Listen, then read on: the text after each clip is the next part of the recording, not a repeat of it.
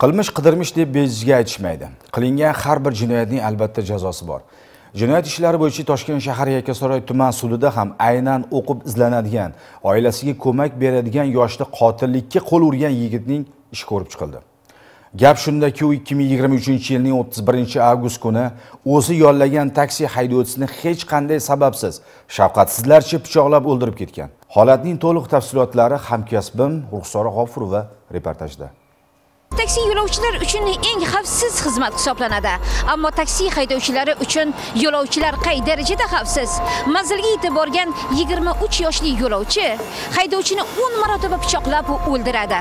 Bugun jinoyat ishlari bo'yicha Yakkasaroy tuman sudida qotilga nisbatan sud hukmi o'qildi.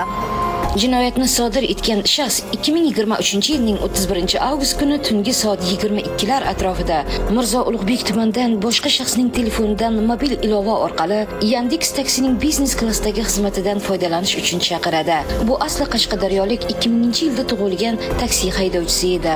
Avvaldan bu qabiq ishni rejalashtirgan yo'lovchi uydan pichoq bilan chiqqan. Haydovchi manzilga yetgach yo'lovchidan 186 ming so'm bo'lgan yo'l kirini ola olmaydi.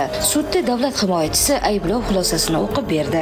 O'ta shafqatsizlik bilan Tursunovning tanasining turli qismlariga, jumladan inson hayoti uchun muhim bo'lgan ko'krak, yelka, qo'ltiq osti va boshqa sohalarga pichoq bilan ko'plab tan jarohatlari yetkazib, uni qasddan o'ldirmoqchi bo'lgan vaqtida ularning oldida begona avtomashina to'xtaganligini ko'rib qolib, avtomashinadan tushib hodisa joyidan yashiringan. Qing'ir ishning qiyig'i 40 yildan so'ng ham chiqadi deganlaridek, uning qilgan ayanchli ishi 3 kunda fosh bo'ldi. Voqea joyidan qochib ketgan sudlanuvchi 3 kundan so'ng ichki ishlar xodimlari tomonidan ushlangan. Feruz mavzesiga bordik. O'sha payt pichoq urgan. Maqsad aynan o'sha taksi haydovchisini o'ldirish bo'lganmi yoki tasodifli bo'ldingizmi? Endi jahl ustida men u insonni adovatim ham yo'q, oldindan tanimaganman ham. Haydovchidan nima talab qildingiz? Talab qilmaganman. So'ramasdan turib pichoq urganman. Sizni qanaqadir jahlingiz chiqardimi? Endi o'zim jahl ustida bo'lganim. Necha marta pichoq tiqdingiz? O'zim 3-4 marta tiqqanim bilaman. Sudlanuvchi oilada yolg'iz o'g'il farzand bo'lib, 3 ta opa-singillari bor va oxirgi 2 yildan buyon 2 ta farzandi bor ayol bilan shar'iy nikoh orqali yashab kelgan. Sudda uning bironta ham yaqinlari qatnashmadi. Sir bo'lmasa qancha qarzingiz bor edi? 16 million. İşte o'zim bitta o'g'ilman, 3 ta opam bor. Oilada yolg'iz boquvchimanman.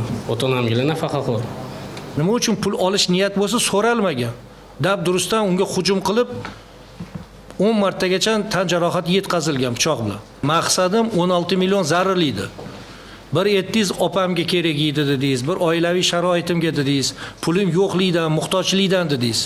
Lekin guvohi ko'rsatmalari, Rahmatulloy va siz bilan birga yashaydigan ayolning ko'rsatmasi bo'yicha 3 kun avval $300 ijara shartnomasi bo'yicha pul to'lov qilib bergansiz uyiga.